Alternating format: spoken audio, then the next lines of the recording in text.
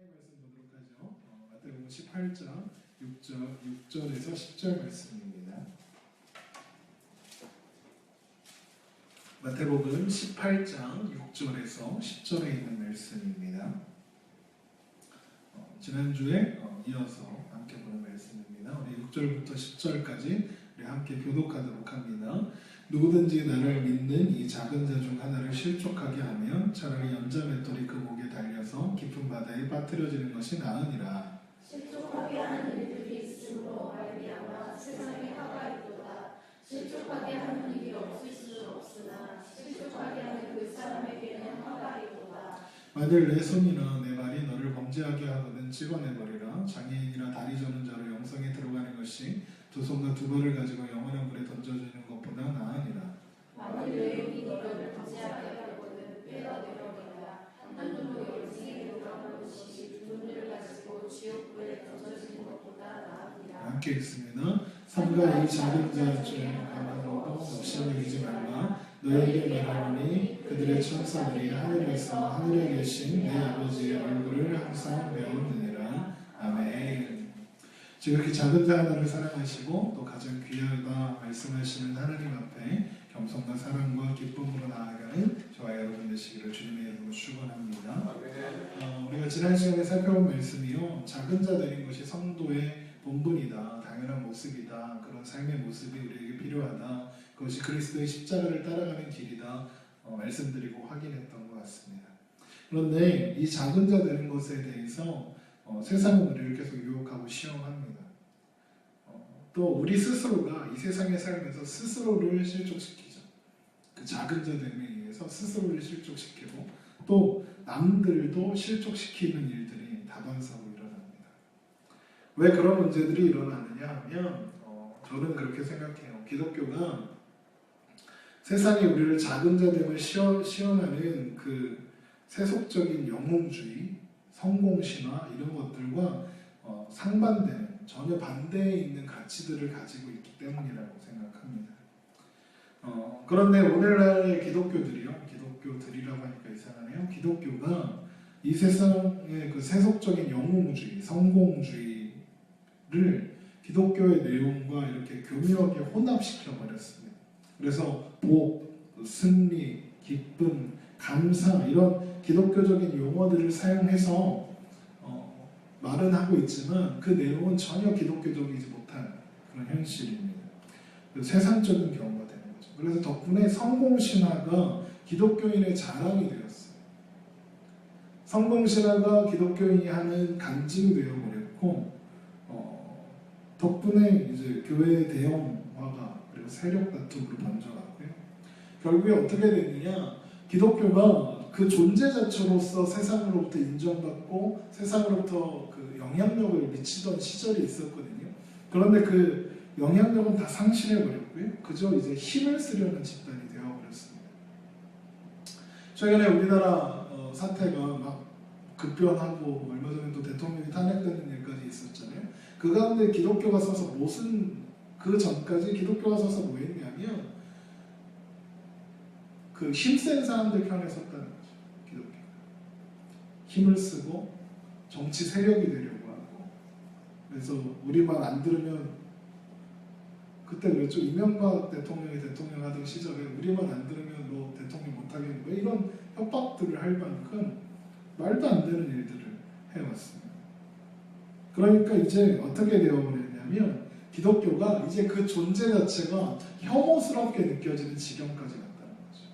그래서 제가 이제 SNS나 또 신문 기사들을 보다 보면 그 밑에 이렇게 댓글이 달리는데 다 그런 얘기예요. 기독교가 니네가 뭘 잘났다고, 왜 이런 식으로 너네는 조용히 하고 있어, 이런 식으로 세상이 이렇게 우리를 그렇게 바라보고 있는 것입니다. 그래서 이 문제에 대해서 우리는 좀 더 깊이 그리고 확인하고 점검하고 이해해야 할 것이라고 생각합니다. 세상이 말하는 승리는 무엇인가요? 남 위에 서는 겁니다. 경쟁에서 이기는 거고요. 다른 말로 하면 군림하는 겁니다. 상대방이 나를 두려워해야 이기는 거예요. 그러기 위해서 상대방을 굴복시킵니다. 힘으로 굴복시키고 빼앗아야 하고 상대방을 치고 격파합니다. 이게 꼭 물리적으로 충격을 가해서 굴복시키는 게 아니더라도 말로, 제가 늘 넘어지는 부분인데 말로 사람들을 넘어뜨리는 걸 너무 좋아해요. 그런 식으로 이겨내려고 합니다. 그러나 우리 예수 믿는 사람들이 가지는 승리는 섬기는 것이고 양보하는 것이고 희생하는 것이어야 하거든요. 그리고 거기서 나오는 사랑이어야 하거든요.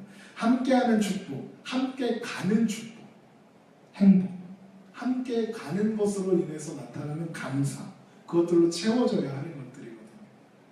그리고 우리는 그 일을 위해서 기꺼이 예수님께서 가장 작은 동네였던 베들레헴, 그리고 거기 그 작은 동네에 정말 초라하고 보잘것없었던 마구간의 그 구유에서 나신 것처럼, 그리고 그의 평생을 걸쳐서 세상 죄를 지고 가는 하나님의 어린 양으로 그렇게 오셨던 것처럼 자기를 부인하고 자기 십자가를 지는 그 길로 우리는 부름받고 있는 것입니다.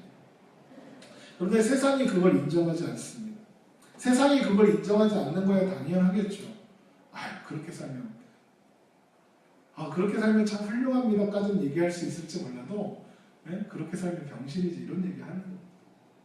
그렇게 왜 바보처럼 삽니까? 그렇게 살면 야가가 한다고 가르치지 않습니까? 세상의 것을 인정하지 않는 것은 당연한데, 믿는 자들이 자신의 믿음과 그 현실적인 또 세상적인 유혹에 대해서 그 부분에서 너무 쉽게 무너지고 있는 것 같습니다. 우리 사도행전 20장을 한번 찾아볼까요? 사도행전 20장에 가면 이제 사도 바울이 전도 여행을 마치고 예루살렘으로 돌아가는 이야기가 기록되어 있습니다. 이제 돌아갈 건데 예루살렘에 가면 당신이 잡히게 될 겁니다. 이런 이야기도 듣고 또 예언까지 들었습니다. 예루살렘에 가면 결박을 당하고 고초를 당하고 죽임을 당하게 될 것입니다. 그렇게 지적을 받은 거예요. 그런 상황에서 이제 바울이 자기가 없을 때에도 자기가 세운 교회들, 이제 막 에베소 교회니 고린도 교회니 수많은 교회들을 세워놨잖아요.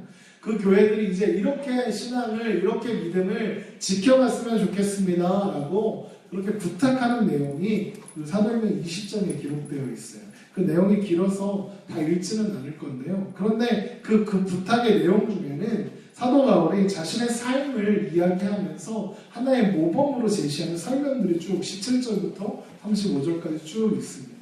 한번 이렇게 눈으로 한번 쭉 보세요. 제가 말씀드리는 동안에 이 부분을 읽다 보면 그런 마음이 느껴져요. 사도 바울이 그 평생을 걸쳐서 정말 충성하였구나.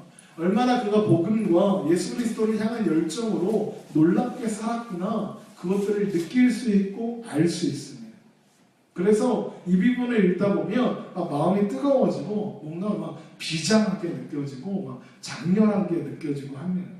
특히 23절 한번 보세요. 23절, 24절인데 오직 성령이 각 성에서 내게 증언하여 결박과 환난이 나를 기다린다 하시나 내가 달려갈 길과 주 예수께 받은 사명 곧 하나님의 은혜의 복음을 증언하는 일을 마치려 하면은 나의 생명조차 조금도 귀한 것으로 여기지 아니하노라.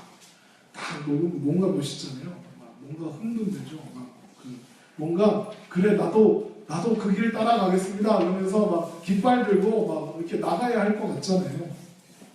복음을 향한 자신의 충성심과 사명 그런 것들을 공감되기도 하고 소원하기도 하고 나도 그렇습니다. 막 이렇게 하고 싶은 그런 장렬한 그런 것들이 막 느껴지잖아요. 뭔가 비장하고 막 그 독립투사가 이제 그 일왕의 생일잔치에 폭탄 던지러 가기 전에 그 마음을 막 비장하게 하는 것처럼 막 그런 비장함이 우리에게 느껴지잖아요.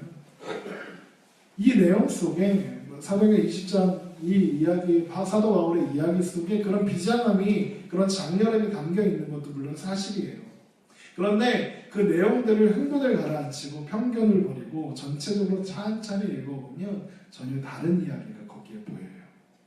우리가 정말로 발견해야 하는 것은 사도 바울이 그 삶을 어떻게 살아왔고 자기 사명을 어떻게 감당했느냐, 그걸 봐야 하는 거예요. 어떻게 했느냐. 31절을 한번 보세요.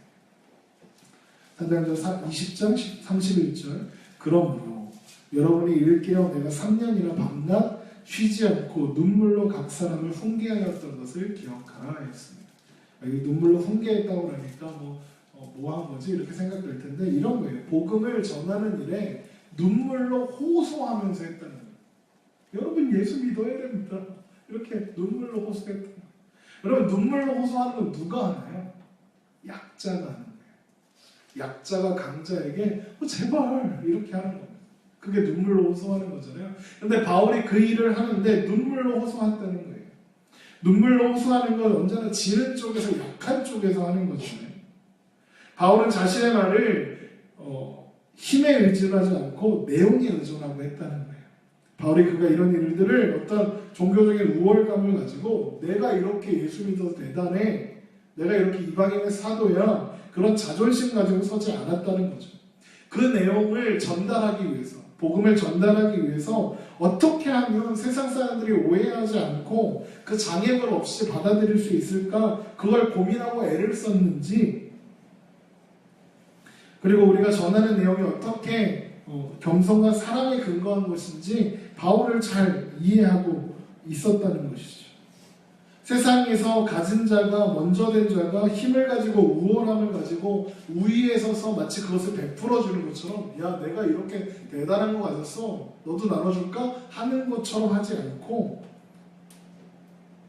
눈물로 호소하는 모습을 했다는 거예요. 거기에다 27절에 보면요, 모든 일에 있어서 자기가 세상 사람들 앞에 모든 문제에 거리낌 없이 했다, 이렇게 이야기합니다. 거리낌 없이 했다는 것은 반대로 얘기하면 뭔가 거리낄 만한 게 있었다는 거죠. 다른 사람 입장에서 보면 그건 거리끼는 건데 그런 이야기 하는 거죠. 그 거리낄 만한 일이 뭐냐면 세상의 가치와 세상의 이해로 생각해보면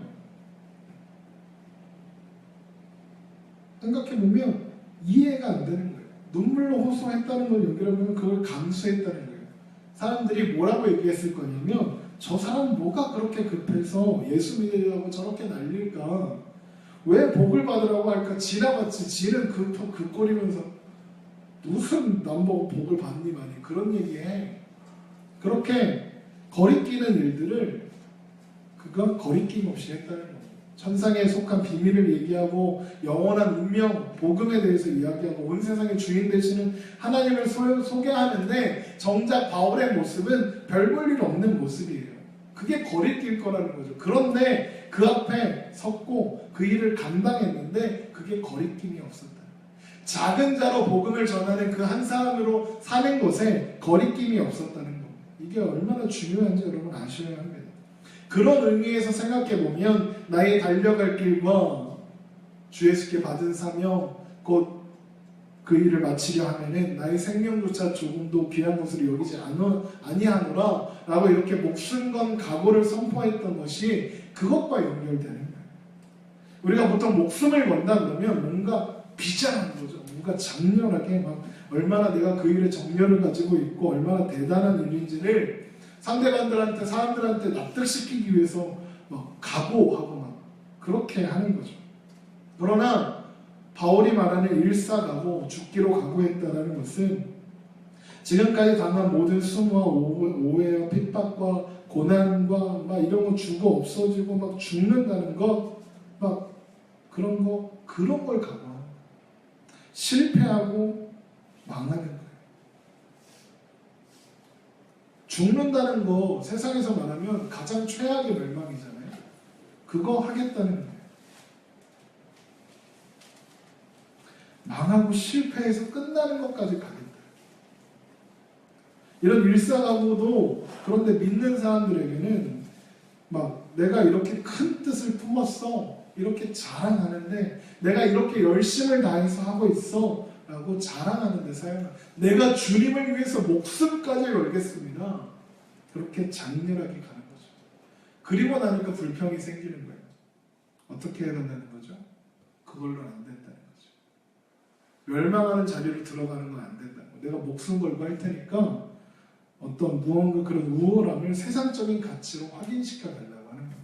돈도 주시고 지위도 주시고 건강도 주시고 능력도 주시고 그래서 세상을 향해서 발언권을 갖게 해주십시오 하는 겁니다. 여러분 이게 시험거리죠. 세상은 언제나 그걸 가장 중요한 가치로 이야기하죠. 그리고 그런 사람들의 말만 들어요. 세상은. 그런데 그렇지 않은, 가지지 않고 능력 없는 자의 말에 귀를 기울이지 않아요. 세상은 그런 존재를 인정하지 않습니다. 우리 모두가 스스로에게 실족하는 일을 자행하고 있다. 그러니까 그런 말 하는 거예요. 촛불은 바람 불면 꺼진다. 그게 우리 모두가 시험받고 있는 일이에요. 그러면서 이야기하는 거죠. 나 같은 게 이런 걸로 무슨 예수 믿는다고 말을 하냐, 무슨 복음을 전하고, 작은 촛불 하나 주제에 내가 뭘 할 수 있겠어, 이렇게 돼버리는 거죠.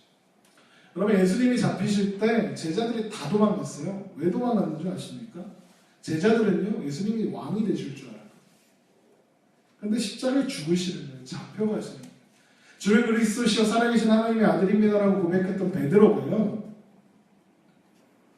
예수님께 놀라운 축복을 받죠. 내가 그 고백 위에 내 교회를 세우겠다 축복하시죠.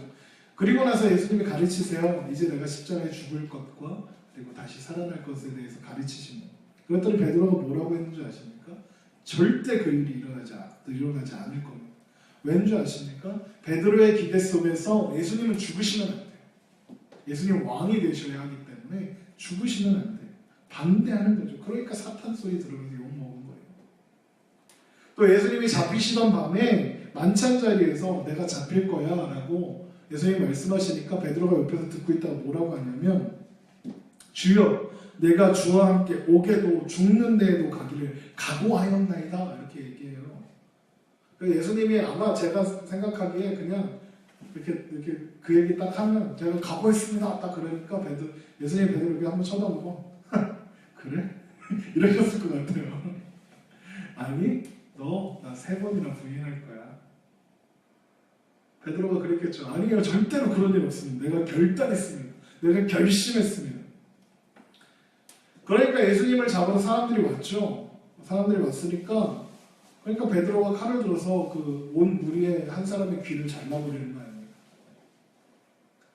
예수님이 땅에 떨어진 귀를 들어 올려서 다시 붙여주세요. 그러면서 그러실 거예요. 야, 그거 아니야. 막 칼 집어넣나. 이러셨겠죠. 그러니까 제자들이 그때 안 거예요. 아, 이거 뭔가 잘못됐다. 그리고 다 도망가는 거예요. 베드로가 지가 한 말이 있잖아요. 감옥까지 죽는데도 가기를 각오했습니다. 그러니까 예수님이 잡혀가시는 거 따라가요. 따라가서 뭐합니까? 3번 부인하죠. 저주하고 그러는 거 아닙니까? 여러분, 신앙은요, 그런 비장하고 장렬하고 뭔가 결단하고 해서 되는 게 아니라는 거예요. 여러분, 사도 바울이 우리보다 더 큰 능력과 큰 모습이 있어서 그 일을 감당했을까요? 아닐 거예요. 정말 볼 일 없이, 별 볼 일 없이 했을 겁니다. 예수님이 그렇게 오셨고요. 바울도 그렇게 살았습니다. 제가 신학교 다니던 시절에 한 선배님이 저한테 물으시더라고요. 야, 너 성경 인물 중에 누구 제일 좋아하니? 성경 인물 중에 누구 좋아하세요? 선생님 누구 좋아하세요? 많잖아요? 엄청 많잖아요. 그래서 보통 다윗도 나오고 솔로몬도 나오고 엘리야 이런 나오죠. 근데 아무도 얘기하지 않는 사람이 있었어요. 그게 누구냐면 스데반이라는 사람이었거든요. 근데 저는 스데반을 좋아해요. 왜? 저는 스데반을 좋아합니다. 그랬죠. 그랬더니 그 선배가 그래요. 스데반이 뭐 한 줄은 알아? 그러시더라고요. 그래서 알죠. 그럼 그렇게 살고 싶다는 거야? 왜? 그렇게 살고 싶은데요? 왜? 왜 하필 스데반이야? 왜요? 아니, 야, 훌륭하긴 해. 스데반이 훌륭하긴 한데 설교 한 번 하고 돌맞아 죽었잖아. 아무도 안 믿었어. 너 평생 아무도 안 믿었으면 좋겠어? 야, 네가 스데반처럼 교회를 개척했는데 아무도 안 하면 좋겠어? 그러시는 거예요. 네, 무슨 말인지는 알겠어요. 무슨 말인지는 알겠는데, 네, 저는 그래도 스데반이 좋습니다. 그 길을 따라가고 싶어요. 그가 따랐던 예수 그리스도의 길을 따라가고 싶어요. 설교 한 번 하고 돌맞아 죽어도 그게 복이니까요. 아무것도 남기지 못한 것 같아도 그게 승리이니까요. 우리는 늘 스데반을 기억해야 합니다. 그가 성령이 충만하고 지혜가 충만해서 하나님과 사람들 앞에 칭찬받는 사람이었대요. 그게 중요한 거 아닙니까? 그런데 베드로가요 설교했는데 3,000명이 회개했어요. 그런데 스데반이 설교했을 때 아무도 회심하지 않았습니다. 돌 맞고 죽었습니다.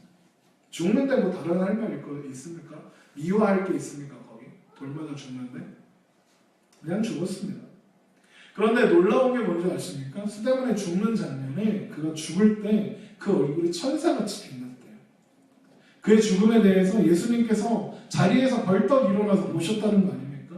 다른 성경에 예수님이요 보좌에 앉아 계신다고요. 그런데 그 장면만 보면 예수님이 서 계셔요. 베드로가 뭐라고 하는 줄 아세요? 스데반이 뭐라고 하는 줄 아십니까? 내가 보좌에 서 계시는 예수를 보노라 이렇게 이야기해요. 예수님 벌떡 일어나시는 거예요. 그런데 아무도 회심하지 않았다고요. 그의 죽음, 그의 돌맞는 설교야말로 그게 가장 중요한 일이었다는 거예요. 작은 자의 모습이에요. 예수님이 벌떡 일어나서 볼 만큼 소중한 일이었다고요. 그런데 아무도 그걸 인정해주지 않아요. 엘리야 시대에 엘리야처럼 바알에게 무릎 꿇지 않았던 사람이 7,000명이나 있었대요. 이름 모르는 그 7,000명 중에 한 사람이고 싶어 하지 않아요. 그런데 우리는 엘리야가 되고 싶어 하죠. 엘리야에 뭘 부러워하는 걸까요? 그 사람이 유명해요. 능력을 행하고요. 하늘에서 불도 내리꽂아요. 그런 사람이에요. 그 엘리야를 좋아해요. 850대 1로 싸워서 이겼어요. 그런데 여러분 엘리야는요. 엄청난 좌절과 절망으로 로뎀나무 아래에 가서 죽기를 구했던 사람이에요. 제가 늘 말씀드리죠. 로뎀나무는 회복의 자리가 아니에요. 축복의 자리가 아니라 절망과 좌절의 자리, 죽기를 구하는 실패의 자리였다고요. 그 자리를 하나님이 회복의 자리로 바꿔주시는 거예요. 그런데 우린 그게 안 보이는 거죠. 바알과 아세라 선지자 850명 때려잡은 엘리야만 보이는 겁니다. 하늘에서 비 내리게 하고 막 이런 것만 보는 겁니다. 우리가 목표로 하는 건 누굽니까? 링컨이니 록펠러니 막 위대한 신앙의 사람들 막 그래서 책도 나오잖아요. 뭐 11조의 비밀을 한 록펠러. 예, 그 사람이 얼마나 사기꾼인데요. 그 미국 경제사에 록펠러가 끼친 해악이 어마어마해요. 그런데 우리나라 사람은 록펠러처럼 되고 싶다잖아요. 록펠러가 11조를 잘한 걸 따라가고 싶을까요? 록펠러가 11조를 잘했더니 복 받았더라 이걸 따라가고 싶을까요? 다른 겁니다. 우리가 왜 그런 사람들을 자꾸 목표로 할까? 우리가 누군지 몰라서 그러는 거예요. 유명해지려고 하지 무명해지려고는 안 해요. 유명해지려고 하지 우리 하나하나가 하나님의 사람으로 존재하는 가치가 얼마나 큰지 몰라서 그런 거예요. 그러니까 유명해야 된다는 것도 이미 세상적인 시각이죠. 하나님 앞에 유명한 사람, 무명한 사람이 구별이 있을까요? 없죠. 하나님이 유명하게 쓰는 사람이 있고요. 무명하게 쓰는 사람이 있고요. 똑똑하게 쓰는 사람이 있고 맹하게 쓰는 사람도 있는 겁니다. 그저 모두에게 충성을 찾으실 뿐이에요. 각자의 자리에서 그에게 맡기신 일을 감당하고 감수하는 겁니다. 허락하신 유명을 감수하는 거예요. 무명을 감수하는 거예요. 그런데 유명을 감수하는 게 참 어려워요. 유명하면요 세상 사람들이 다 갖잖아 보이거든요. 돈 많으면요 그거 감수하기가 어려워요. 왜요? 안 가진 사람들이 다 갖잖아 보이거든요. 세상은 유명을 은혜로 받았다는 거, 맡기신 것이라는 걸 아는 사람이 없거든요. 그래서 유명하고 가진 게 많으면 사람들 무시하고 막 그러는 겁니다. 지가 잘해서, 지가 잘 싸워서 이겼다 그렇게 생각하는 거죠. 지가 똑똑해서 이겼다, 내가 똑똑해서 다 가졌다라고 생각하는 거죠. 그러나 믿는 자들은 유명한 것과 그 능력을 은혜로 받았다는 것을 인식하고 겸손할 줄 아는 사람들입니다. 그런데 반대의 경우가 더 어려워요. 사실 반대로도 가능해야 되거든요. 유명한 사람, 가진 자가 겸손하고 하나님 앞에 맡기셨습니다라고 고백하고 하는 거는 뭔가 좀 쉬운 것 같잖아요. 그런데 반대가 어려워요. 안 가진 자가 당당해야 하거든요. 그런데 그게 어려워요. 안 똑똑하고 무명해도 당당할 수 있어야 되는데 그러기가 어렵죠. 가진 자가 겸손하고 안 가진 자가 당당하고 해야 하는데 그게 어려워요. 가진 자는 겸손할 때 사양하면 된다고 생각하잖아요. 그런데 안 가진 자가 당당하려면 있는 척 해야 된다고 생각해서 그래요. 그렇지 않다는 거죠. 가진 것과 안 가진 것, 똑똑한 것과 안 똑똑한 것, 하나님 앞에 차이가 있느냐는 거예요. 없다는 거예요. 우열의 문제가 아니라고요. 하나님 앞에서의 우열 문제는 그가 그 존재와 그 삶을 하나님 앞에 맡기신 것으로 그렇게 인식하고 살아가느냐, 그것만 있는 거예요. 자신의 맡은 것을 내 삶의 줄로 세워주신 하나님의 그 자리를 하나님 앞에 맡은 것으로 생각하느냐, 세상적인 시각에서 생각하느냐, 하나님의 시각에서 생각하느냐의 싸움만 남아있는 거예요. 이걸 오해하고 있으면요, 우린 늘 실족해요. 제가요, 맨날 밤마다 왜 하늘소리 교회는 왜 이렇게 조그마한 거야? 왜 저기 교회는 막 저렇게 커? 막 이러고 있으면 그게 복되겠냐? 좌절과 절망일 뿐이지 않겠냐? 그러면서 묻겠죠. 화내는 거예요. 하나님 나한테 왜 이것밖에 안 주십니까? 화내지 않겠습니까? 쟤는 저렇게 많이 주시고 왜 그러십니까? 라고 불평하지 않냐는 거죠. 그런데 여러분, 그 사람보다 우리가 덜 받은 게 없다니까요. 쟤는 부자입니다. 그게 더 준 게 아니라, 저는 가난합니다. 덜 준 게 아니라. 그러면 와서 묻죠. 그럼 반대로 합시다. 반대로. 하나님께 한번 해보세요. 거꾸로 하게 해달라고. 거꾸로. 아마 하나님이 그러실 거예요. 거꾸로 해서 그렇게 된 건데 그러실 거예요. 가끔 뜬금없이 이제 목사님들이나 저는 모르는 사람들이 교회로 전화를 하시면 제 핸드폰으로 제 연락처는 어떻게 하죠? 않고 연락을 해보세요. 연락을 해서 물어보는 게 그런 거예요. 첫 번째는, 와, 목사님 개척한 지 1년 반 만에 사람이 그렇게 많이 모인다며? 별로 많이 안 모이는데요. 뭐 애들이 그렇게 많다며? 비결이 뭐예요? 이런 거 물어보는 전화. 아니면 그러면서 이제 얘기가 어떻게 흘러가냐면, 목사님 저도 전도를 해보렵니다. 목사님 전도를 이렇게 열심히 하신다면서요? 열심히 안 하는데요.